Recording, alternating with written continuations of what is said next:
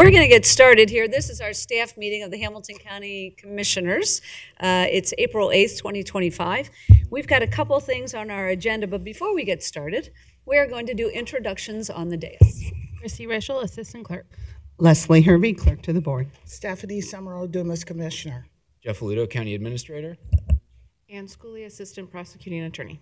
And welcome to you. It's your first meeting, isn't it? It is. Thank you. I mean, your first meeting at the dais. You've been a groupie for a while. Yes. Yeah. Exactly. Thank you. All right, thank you for being here. Thank you for keeping us in line. All right. Both of our items are related to community development. And so the first one is the community development. Oh, sorry. Oh. Well, I beg your pardon. We've got three items. Okay. All right. Let's see. Item number one is a resolution declaring, a state of emergency in Hamilton County due to riverine and flash flooding during April 2025. Oh, this is our update that we were, okay, so I thank you, Nick Crosley, for being here. I actually talked to the administrator yesterday about making sure this hit the agenda. So here you are. So we have had tremendous amounts of flooding in our community. I was down at, Commissioner, I don't know if you've been down to the riverfront, but it is something to see where you know all the parking garages are flooded, Mering Way is flooded, the park is flooded. It is, it's something to see. And so I know that we have taken precautions, knowing that some of our assets are in the floodplain. And some of that's intentional by way of the parking garage. And, you know, we built parking garages to lift all the development out of the floodplain. And so those clearly are in the floodplain. And so, you know, what does that mean? What does it look like? What's going on with our assets? And then we've got situations throughout the county as well related to flooding and the weather we've been having. So Nick Crosley is here, the Director of Emergency Management. So he's going to give us a briefing on what's happening throughout the county. Right. Thank you, and good morning. So we've been monitoring this event starting on Sunday, March 30th.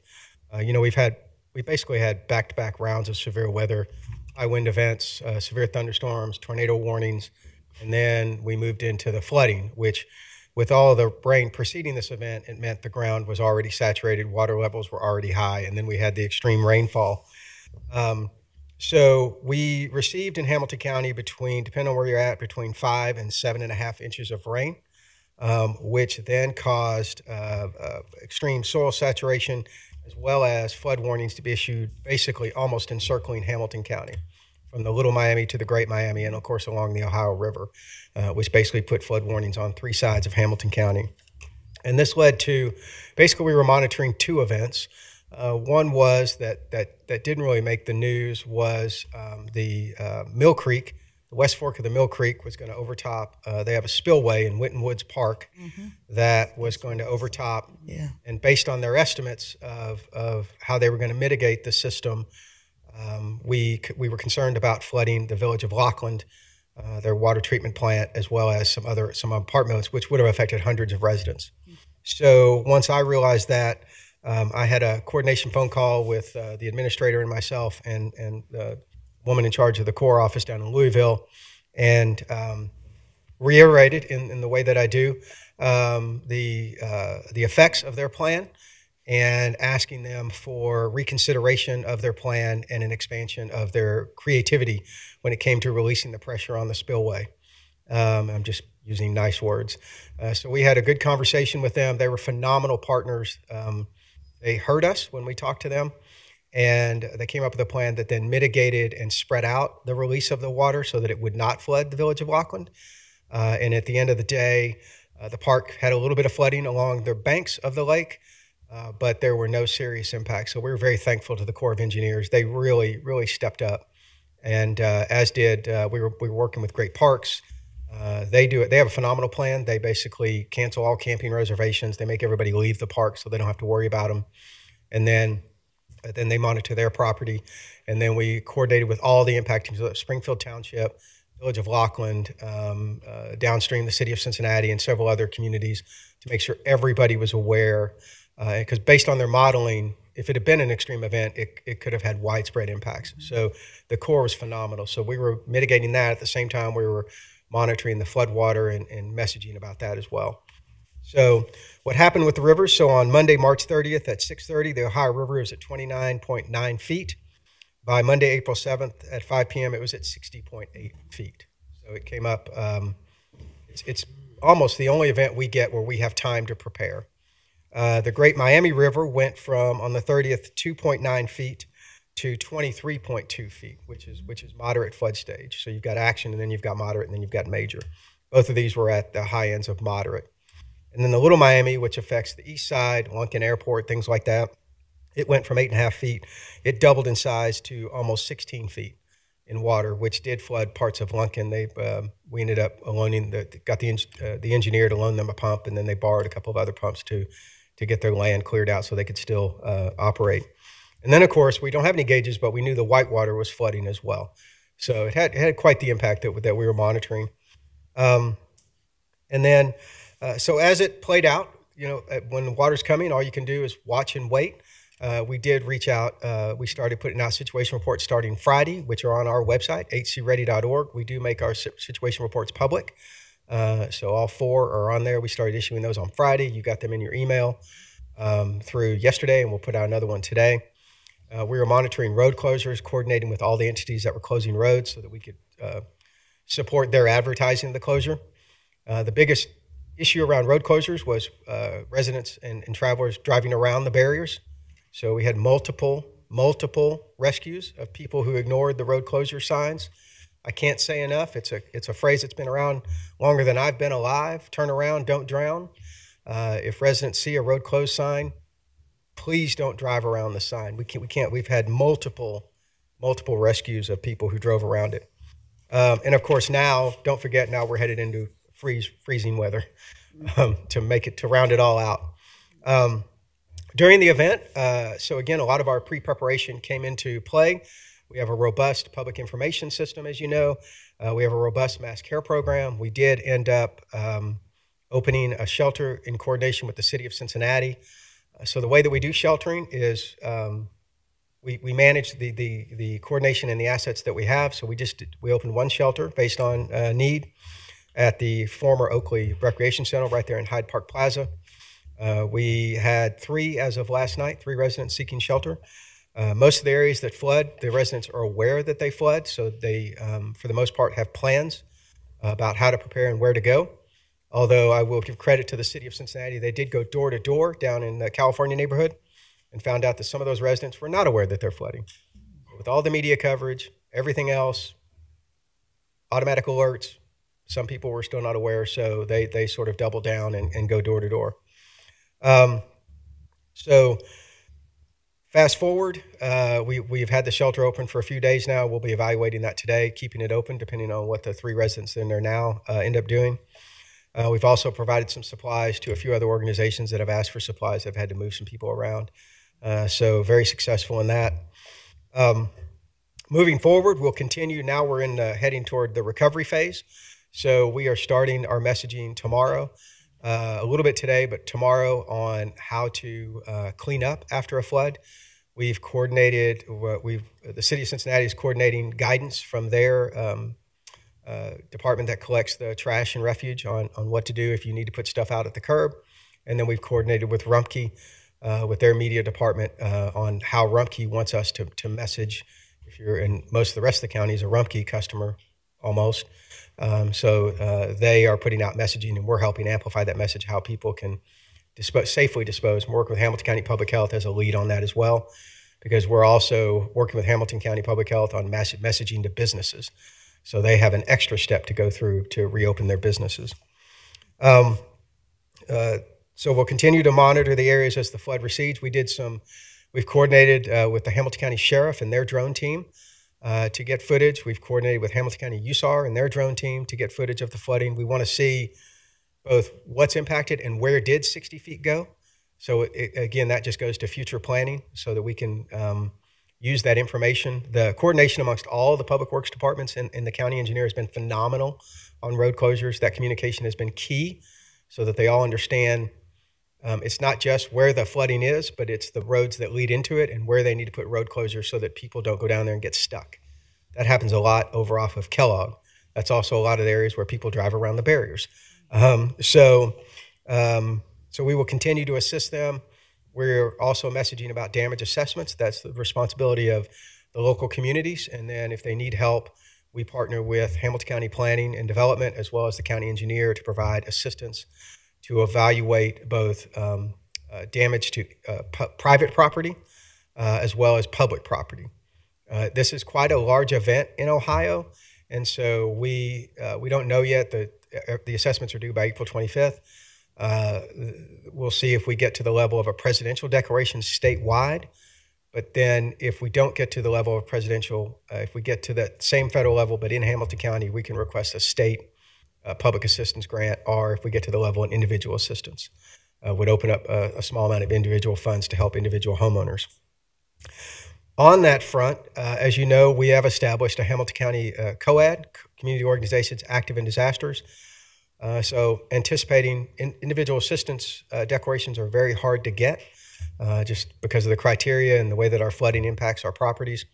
So we are coordinating with, we met with about 35 agencies yesterday, several of whom have volunteers ready to go out and help people clean up their property.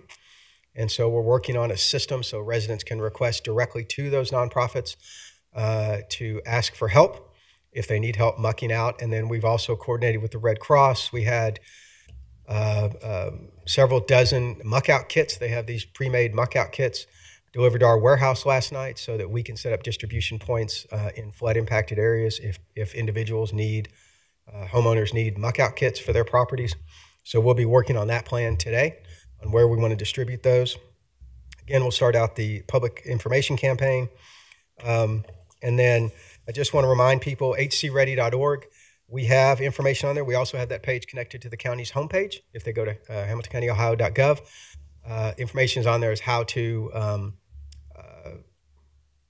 mitigate the damage to your property, as well as you can call 211, and we're working with 211 and 311 if people need, if that's an easier number to remember, and they'll direct them. And we also work with the Red Cross, the 1-800 Red Cross number. You can call the Red Cross. So I think at this point we don't know the full extent, which is why I recommended the disaster declaration. It puts the state on notice that we're still finding out.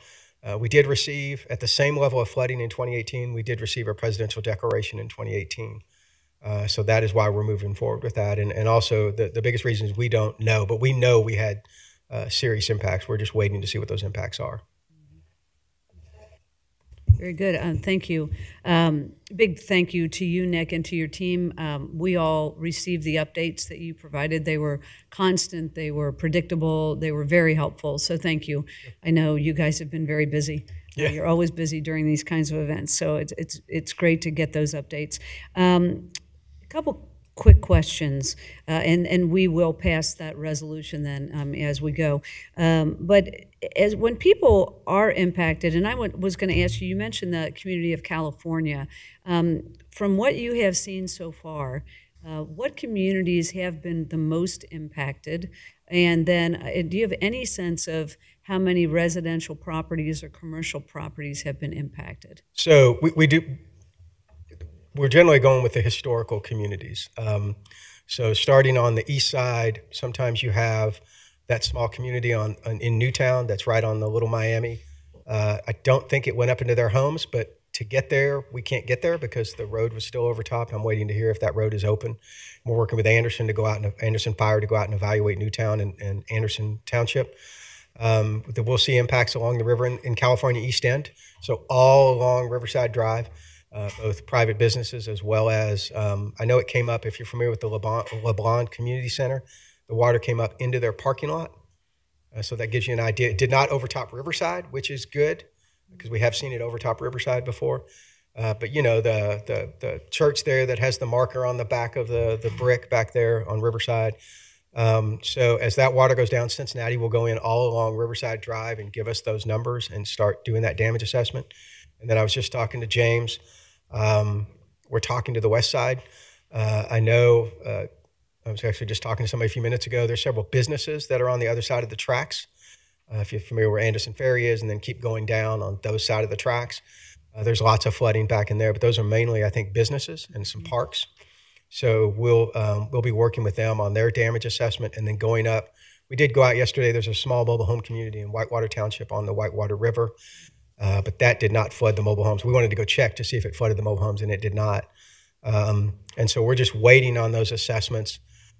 Again, for some reason, and credit to the National Weather Service, so they are critical to us being able to be prepared for these kind of events, if I can just say that loudly and proudly.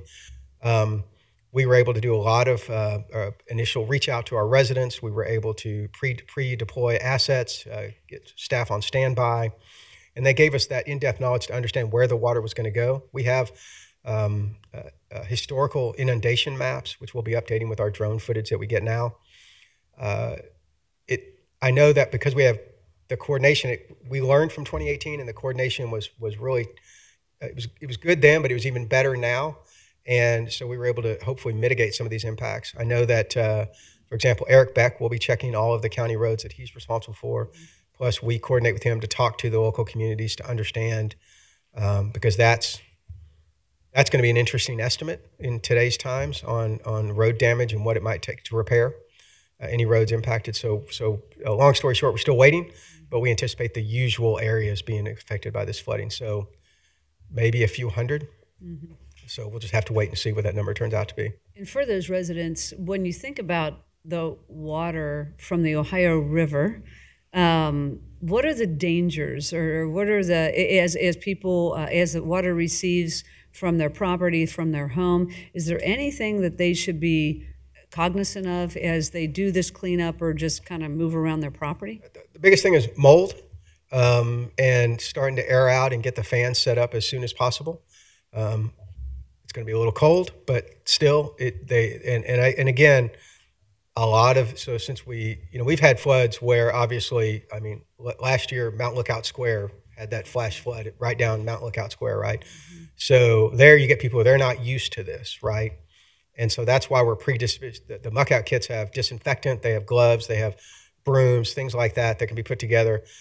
So we're working with and then with the volunteer base, so they'll need to check on mold. Sometimes you need to cut out sheetrock, if there's any mud in the homes, get that out of the house. So again, I think, and I know I keep going back to it, but it's the usual stuff. But really the mold and getting it aired out as soon as possible. You want to get it dry as soon as possible. Yeah, I know it is the usual stuff, but people Right. need to be reminded. And I'm going to also remind people to call 211. It's so easy because they're used to doing that. Yeah. So 211, and then they can be directed from there. Yeah, and Hamilton County Public Health they're putting together a whole package of information for people and businesses. It's encouraging and heartwarming, really, to hear about all the collaboration amongst all the partners that you mentioned. So thank you for that. Commissioner Summer-Odumas. Thank you. Thank you for your presentation and your additional information. Lots of alerts, as was mentioned earlier, keep them coming. And so it was obvious that there was a great coordination going on.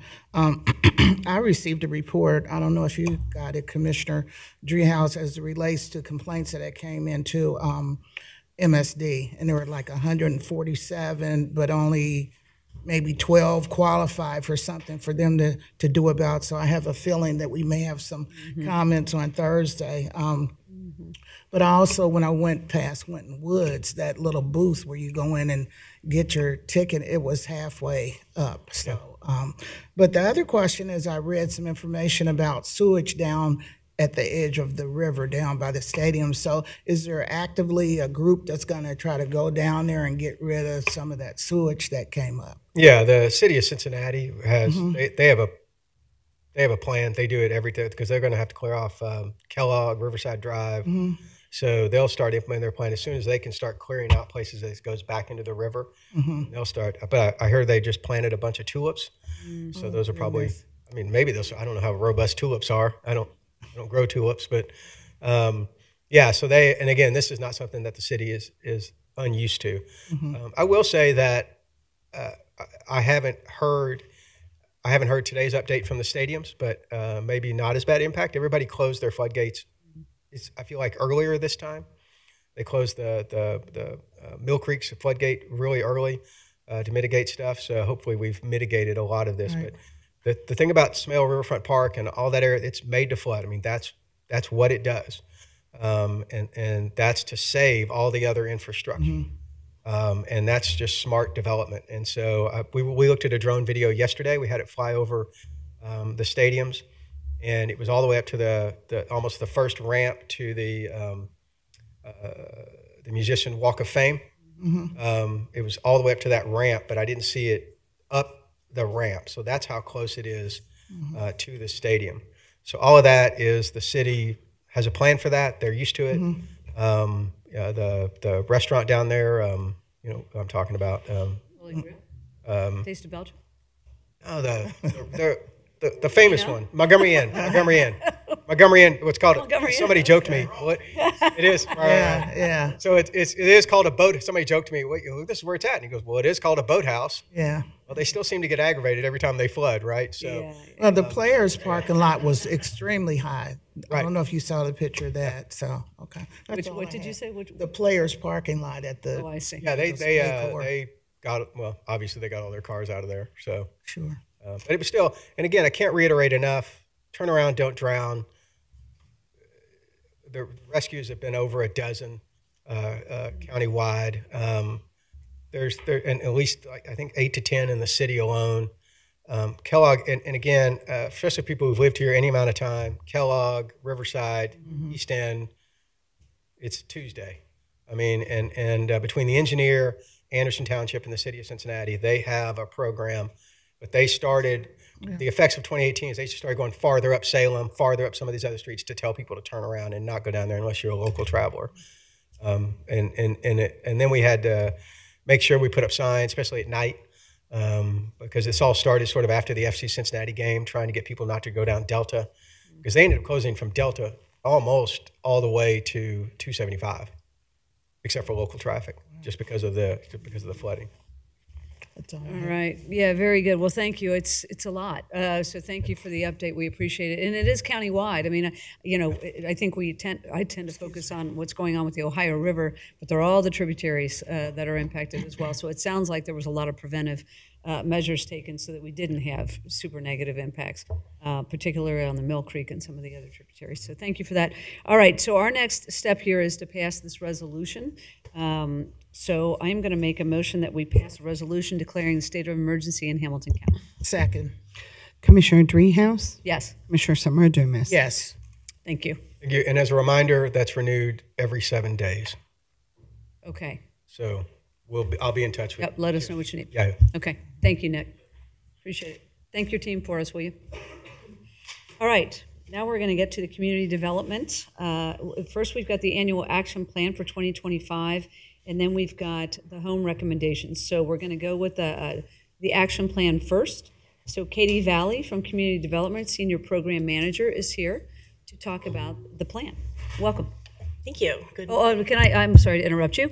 I'm also going to make a motion to excuse Commissioner Reese. Second. Commissioner Dreehouse. Yes. Commissioner Summer Dumas. Yes. Thank you.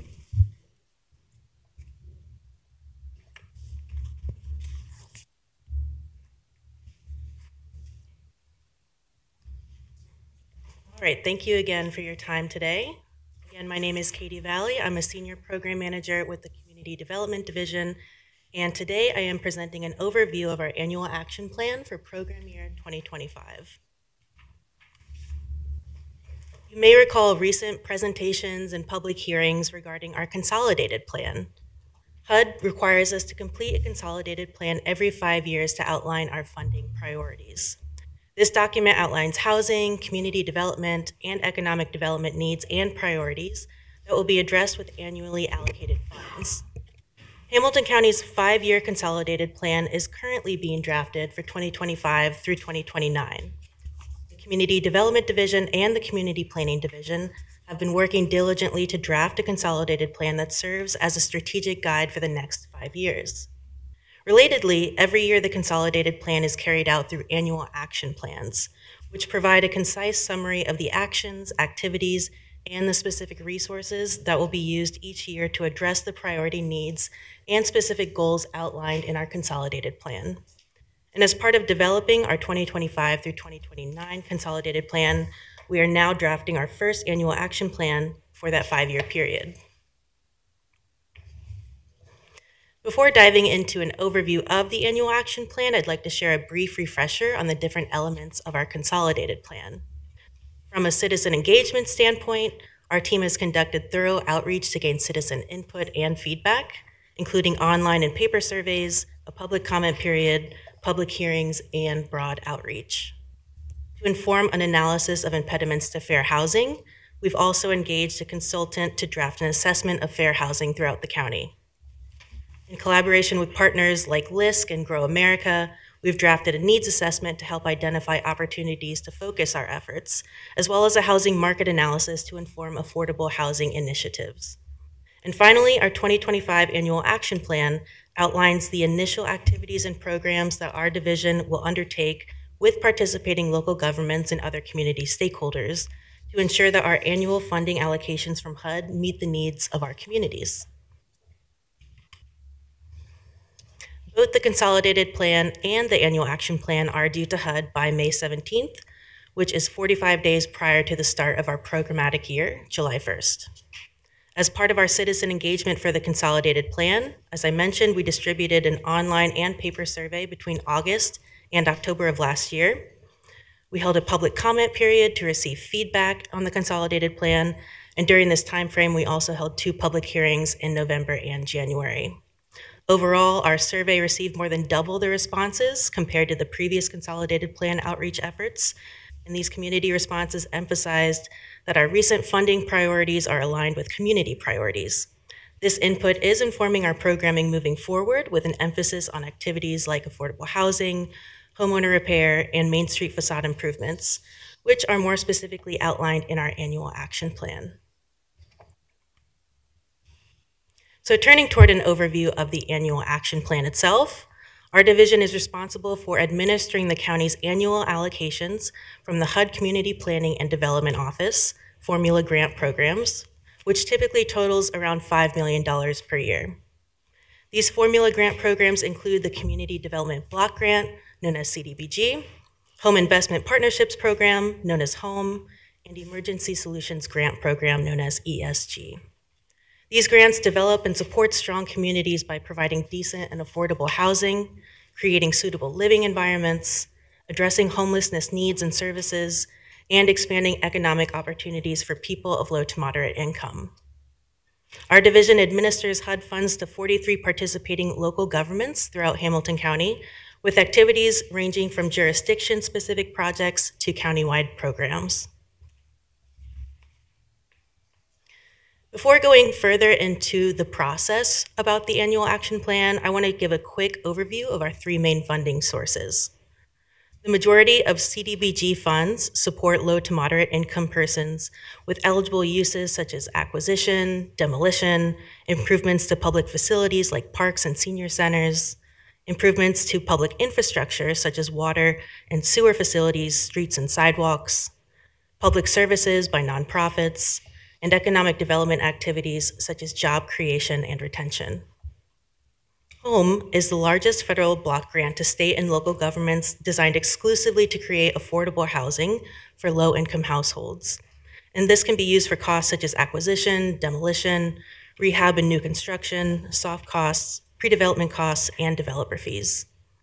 Our annual affordable housing RFP prioritizes projects that are located in our 43 participating local governments, which you'll hear about after my presentation.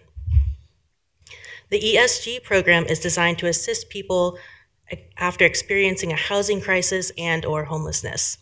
Hamilton County's ESG funds are passed through to Strategies to End Homelessness, which is the lead agency for our continuum of care. These funds help coordinate services such as homelessness prevention, emergency shelter, and housing solutions, ultimately working toward the goal of ending homelessness. HUD's process for annual actions plans requires us to submit this plan to HUD annually, with our 2025 plan due by May 17th. And since this is our first annual action plan with our new con plan, we'll submit both plans together by that deadline. Overall, the annual action plan describes what will be undertaken with Hamilton County's CDBG, HOME, and ESG funds, with programs and activities that align with our priorities in the consolidated plan. As part of our citizen participation process during the development of our proposed annual action plan for 2025, we have a comment period that started on March 31st and runs through May 2nd, where the public can submit comments on our draft plan. We also have 2 public hearings that will take place within that public comment period scheduled on April 10th and May 1st. Our citizen participation process for this plan includes several steps. We've published a public notice in the Cincinnati Court Index as well as on our webpage, and we're requesting feedback and input from stakeholders throughout the county. And as mentioned earlier, our public comment period includes 2 public hearings that will offer the opportunity for citizens to give us direct feedback on our action plan. We're also accepting written comments directed to our interim administrator or in person at the Community Development Office in this building. We've posted a draft version of the plan on our website, and a physical copy can also be requested by visiting our office. Community Development has proposed using the estimated allocations based on our previous program year from 2024 to help inform our 25 annual action plan, including a budget for CDBG, home, and ESG that totals approximately $5 million. We anticipate a total allocation of around $3.38 million in CDBG funds, with $56,000 in program income that's anticipated. As you can see here as the top line item on the screen, our planned CDBG funding includes community-specific projects with a variety of activities in our participating local governments such as street and sidewalk reconstruction. Our community-wide programs, including funding for Housing Opportunities Made Equal to conduct fair housing services, homeowner housing programs with the Council on Aging and LISC, and our competitive RFPs for nonprofit services, facade improvement, and economic impact. And lastly, HUD sets our CDBG planning and administration cap at 20% of our annual allocation, which includes any planning activities as well as general administration. And as you can see here, community-wide projects in individual jurisdictions make up about 46% of our CDBG funding. Countywide programs like our RFPs make up about 35%, and our planning and admin costs are at 19%. We anticipate a total allocation of about $1.3 million in home funding to be split between administration, CHODO programming, and housing development activities. As you can see here, 75% of our home funding is planned to support affordable housing projects based on our annual affordable housing RFP.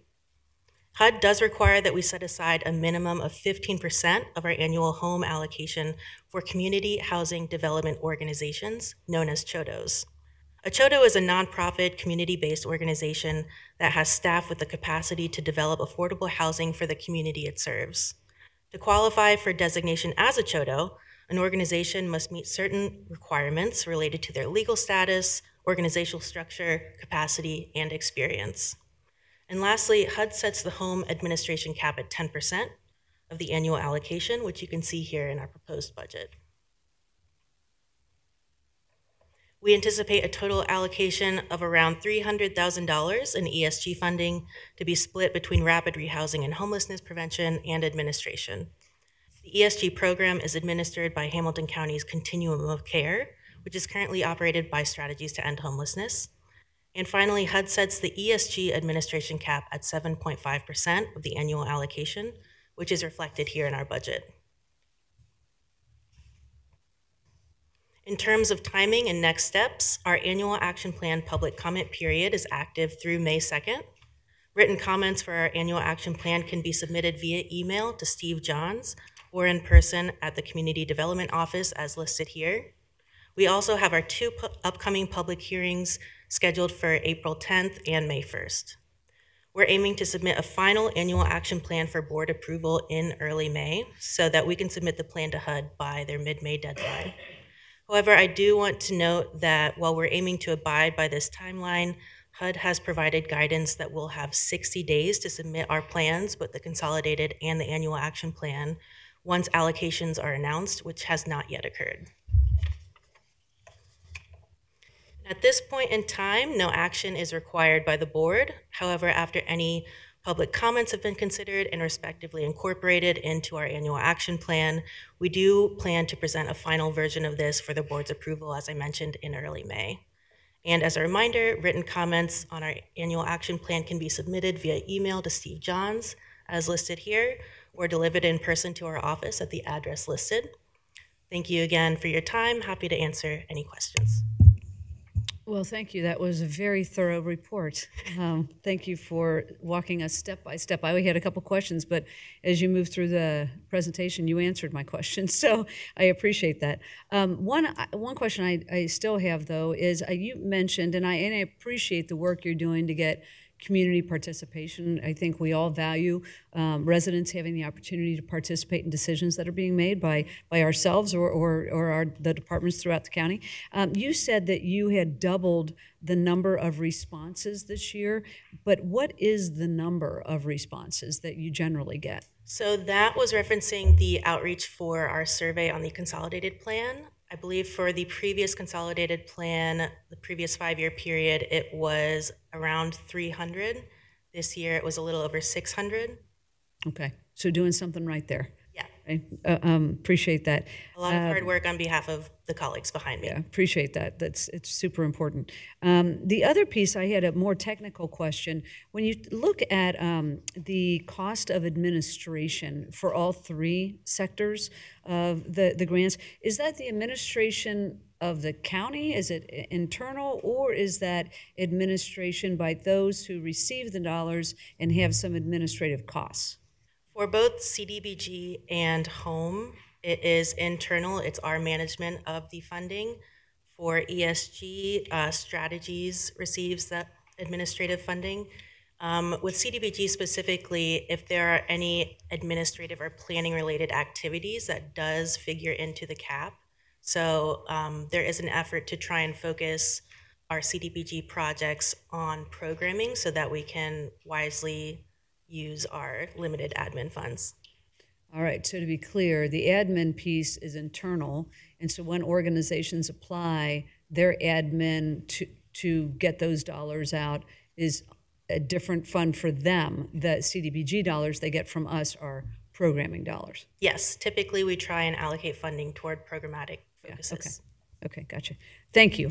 Commissioner Summer Dumas. Thank you. Thank you for your presentation. Just a couple questions, and you answered a lot of them as we went on.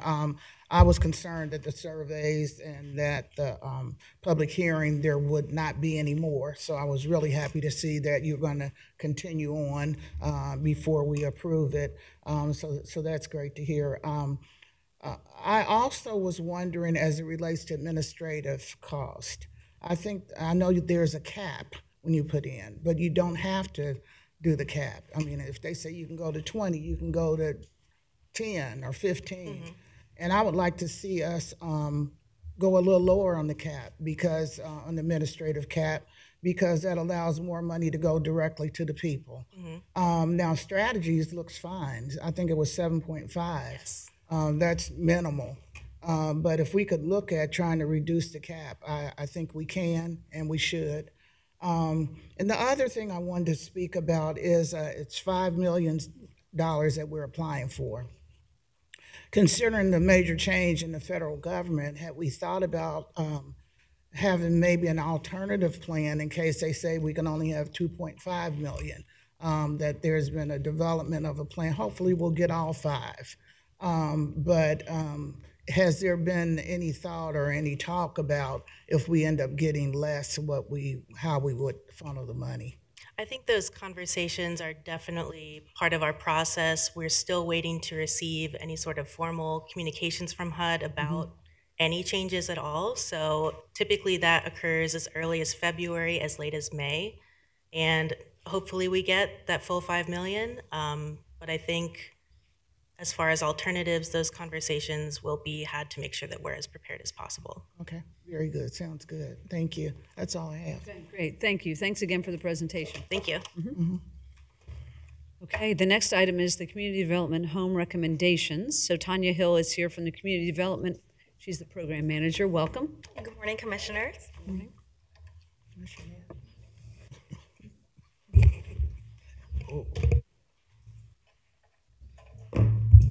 My name is Tanya Hill, and I am a program manager within Community Development Division. And today I am pleased to present the 2024 Home Investment Partnership Program funding recommendations as recommended by the Community Development Advisory Committee.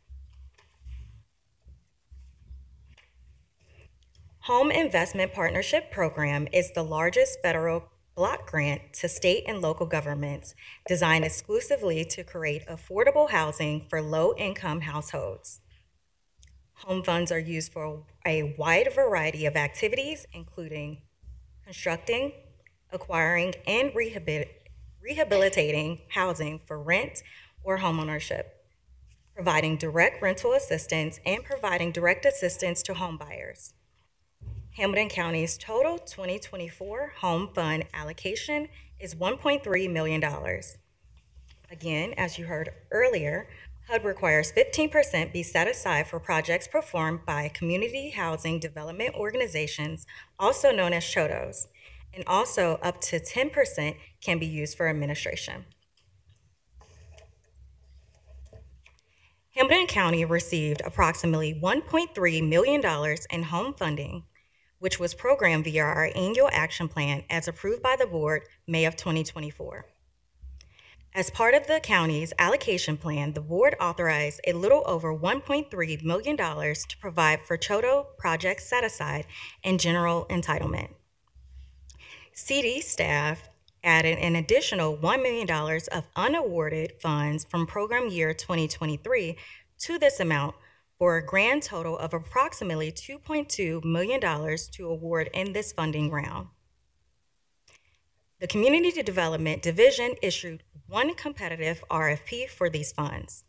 The next slides describe the award recommendations being shared today.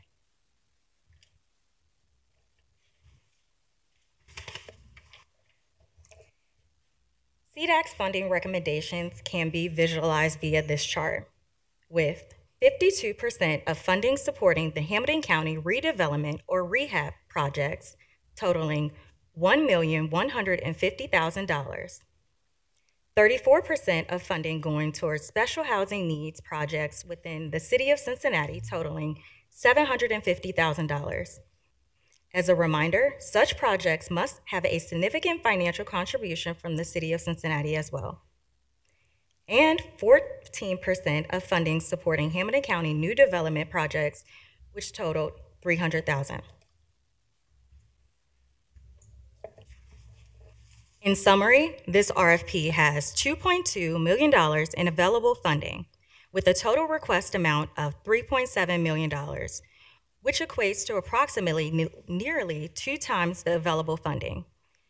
We received a total of 6 applications, 4 of which are recommended for funding by CDAC. These recommendations would award funding to approximately 67% of total applications received. Additionally, it should be noted that only one 9% LIHTC project was recommended this funding round. In order to prevent high dollar carryovers as seen from program year 2023. Thus, for program year 2024, $750,000 has been recommended to Urban Sites LIHTC project. It should also be mentioned, special efforts were made to ensure all applications were complete and all funding was allocated or have a future allocation plan. All applications were reviewed and applicants were updated of outstanding needs post-close of the RFP. Applicants were then given a simultaneous deadline of 1 week to provide the outstanding items, many of whom were able to gather most, if not all, the additional items. Thus, the final decision for this RFP is estimated to be released early this summer, following announcements of LIHTC decisions. Reallocation may be necessary if Urban Sites LIHTC project is unfortunately not awarded by OFA. As outlined here, CDAC has recommended funding to support the following requested projects. Habitat for Humanity was recommended to receive $300,000 for their affordable housing program project. This project will provide funding for new construction of 4 owner-occupied, single-family, affordable homes to be built in Colerain and Springfield Townships. Kingsley was recommended to receive $750,000 for their Kinsey Lofts project. Kinsey Lofts is a new construction project consisting of 52 1- and 2-bedroom apartments in a single 5-story elevator building located in Cincinnati's Walnut Hills neighborhood. This development is designed for senior housing, age 55 or older. The development will be built on an existing 0.89-acre parking lot utilizing wood frame construction. The project is designed to provide modern, energy-efficient housing options with an anticipated construction timeline of approximately 14 months. Although this project is for new construction of 52 units, no greater than 10 of which home funds will be allocated. Next, Episcopal Retirement Services, Affordable Living, LLC, and Urban Sites were recommended to receive $750,000 for their Sims Village project. The Sims Village project is the proposed rehabilitation of an existing 61,000 square feet building located in Sims Township. This project is a conversion into 64 1- and 2-bedroom units of housing for senior citizens, again, age 55 and older. It should also be mentioned that this project is contingent on LIHTC award. Therefore, since this project has a LIHTC contingency associated to the project moving forward, funding may be reallocated. And/or, in addition, it should be noted that the Sims project is not only dependent upon LIHTC, but also on the local jurisdictional approval. However, this request for approval should receive an answer in the near future. This project was favored due to the fact that the project is a 9% project located within a participating jurisdiction located within the county outside of the city of Cincinnati limits. Although this project is for 64 units, again, no greater than 10 of which home funds will be allocated. And lastly, CMHA was recommended to receive $400,000 for their Karate Court project. The buildings at 1316 Karate Court and 1341 Karate Court are located in Anderson Township. This project aims to provide these residents with safe, comfortable, and affordable homes by rehabilitating the properties and addressing critical maintenance and repair needs. Karate Court is a critical initiative designed to transform these properties into high-quality, sustainable, and safe living environments that align with CMHA's golden standards. This comprehensive rehabilitation project will include necessary upgrades to ensure the homes are functional, energy efficient, and aesthetically pleasing. Planned improvements include addressing HVAC and hot water lines, upgrading kitchens and bathrooms, and enhancing fire safety measures, reinforcing structural integrity, upgrading electrical systems to meet modern safety standards, and repairing sanitary sewer systems, as well as implementing installation and weatherization measures to improve energy efficiency and reduce costs for residents. In addition, updating drywall, flooring, and paint to create inviting living spaces. Furthermore, boosting curb appeal by landscaping, facade repairs, and painting. And lastly, installing upgraded lighting, fencing, and surveillance systems to ensure resident safety. This project is for rehabilitation of 17 existing units where, again, no greater than 10 of which home funds shall be allocated at any such date.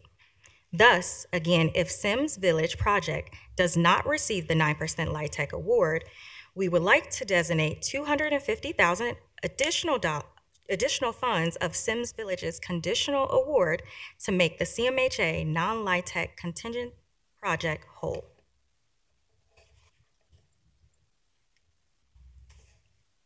As outlined here, CDAC has not recommended funding to support the following projects. Homesteading and Urban Redevelopment Corporation, also known as HERC, unfortunately was not recommended to receive funding due to concerns of timeliness of previous HERC projects. This would have provided funding for Phase 4 of HERC's plan to build 4 additional single-family owner-occupied affordable housing homes. However, previously, to facilitate project progression and operational capacity, last year, CDAC recommended $100,000 be awarded from the 2023 home funds to be utilized for operating expenses in order to assist HERC, whom is one of the 2 Hamilton County certified CHOTOs recognized under the home program.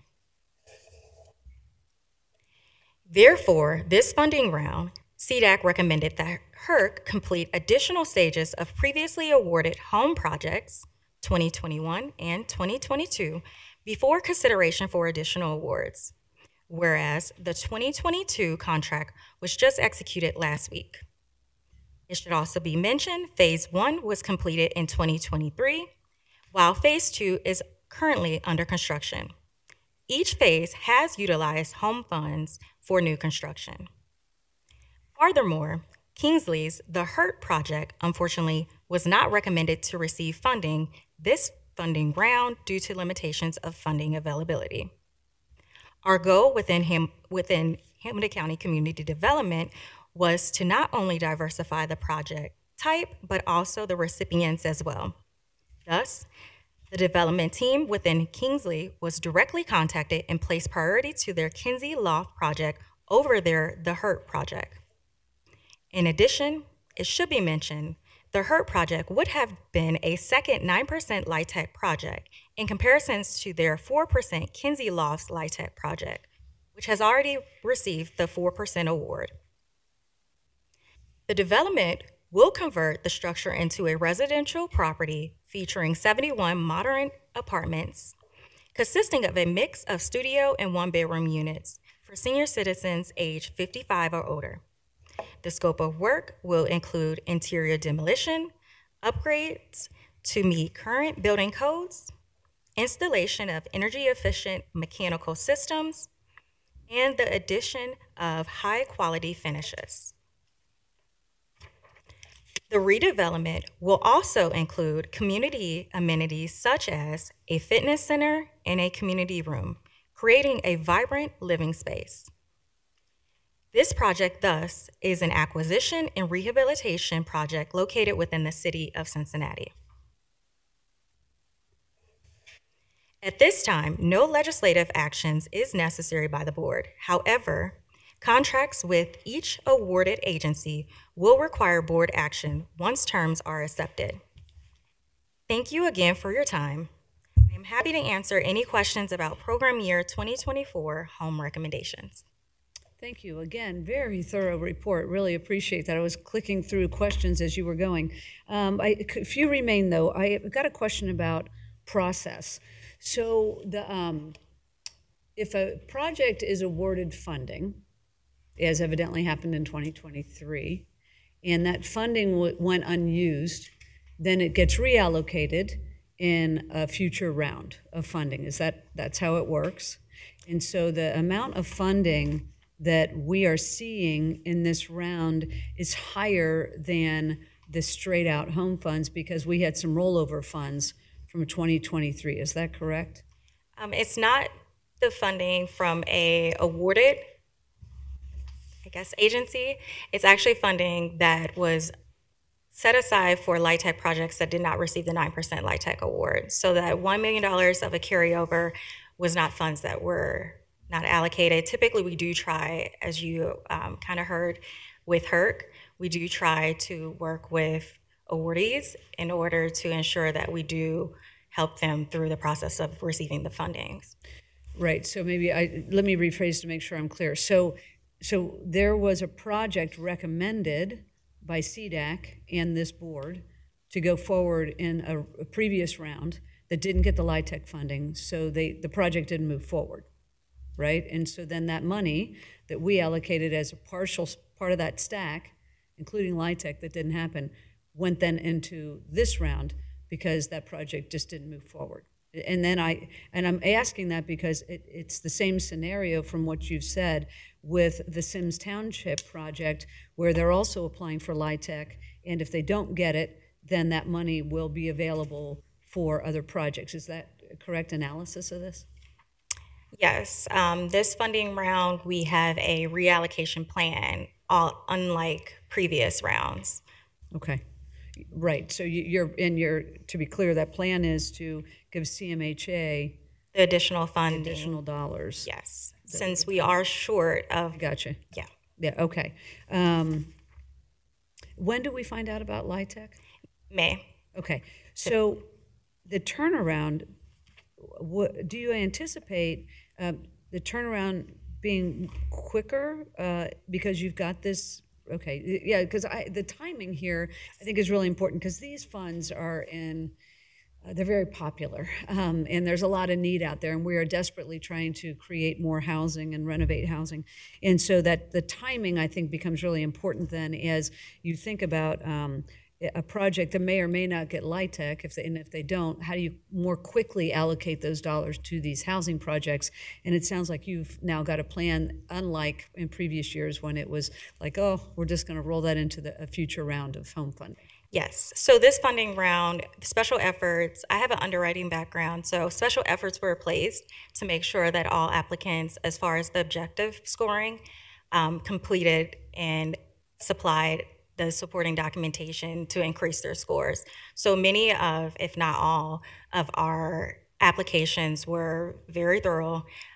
They received all of, if not most of the points that were out there, where this made this very competitive. And the applications are ready to go if funding needs to be reallocated. Gotcha. It will not be a long, drawn-out process. Okay, that's great to hear. Yes. I'm really glad. One other question related to the work in Lincoln Heights. I want to summarize what I heard you say to make sure I'm correct here. So they have received home fundings in the past, and as recommended by CDAC and this board. This is not being recommended because they're yet to spend some of the allocations that we've previously given to them. Yes. Is that correct? There are 2 open projects, and we are looking to sign a 3rd project that has been awarded. So there is 1 additional project that it needs to be executed. So there's going to technically be 3 projects open. This would make 4. Yeah, okay, and so as a reminder, this is an annual process. Yes. Okay, so we will have funding available within 6 months, hopefully, for them to reapply if that becomes available for them. But we are working with them where quarterly we have already on the calendar to meet with them to help them with progression. Yeah, is it a matter of capacity? I believe so. Okay, all right, great. And we've been keying in on this. These communities, some of them lack the capacity to turn this around quickly, so you're keyed in on that as well, and I think that's the right move there. So, all right, thank you. Commissioner Summer-Odumas. Thank you. Thank you for your presentation. Just a couple questions. As we I'm looking at the pie chart with Hamilton County redevelopment and the new development. And so it's kind of hard for me. I don't have the green. I'm assuming the 14% is special housing needs because they're both green, right? Okay, sorry about that. So the 14% is supporting Hamilton County new development projects, and that totals $300,000, and that is actually for Habitat's funding. Okay, and so the 34% is the special needs. Yes, that's $750,000 towards that LIHTC 9% project. Awesome. Yes. Okay, and so I was just wondering, as we look at all the items that are listed, if maybe the next time you come, or if you can just send it to me, if you can list which ones are redevelopment, which ones are new development, as we look at Habitat and Kingsley and all. If you could just put it on the side, that would be helpful. But I'm really happy about the special needs part. So.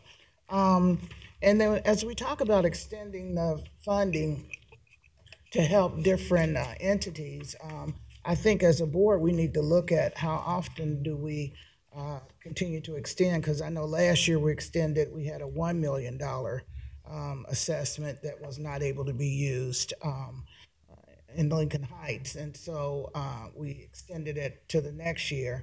So now you're talking about the possibility of 3 projects, and so you bring up about capacity.